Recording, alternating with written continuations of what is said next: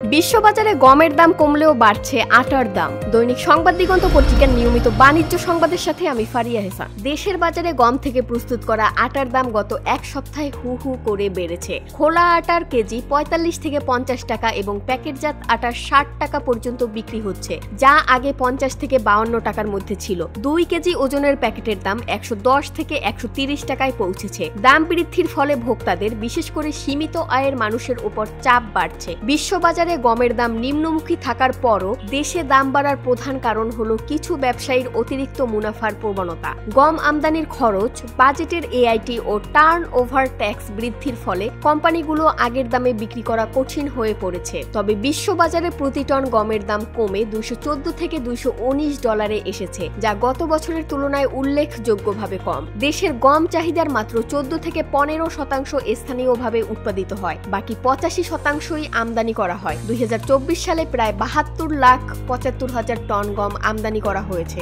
যা এক বছরের ব্যবধানে প্রায় ৩৪% বেড়েছে। চাহিদা বৃদ্ধি এবং গমজাত খাদ্যপণ্যের ব্যবহার বেড়ে যাওয়ায় দাম বৃদ্ধির এই প্রবণতা লক্ষ্য করা যাচ্ছে। কনজুমার্স অ্যাসোসিয়েশন অব বাংলাদেশের সিনিয়র সহসভাপতি এস.এম. নাজের হোসাইন মনে করেন, কিছু কোম্পানি সিন্ডিকেট করে দাম বাড়াচ্ছে, যা ভোক্তাদের উপর চাপ সৃষ্টি করছে।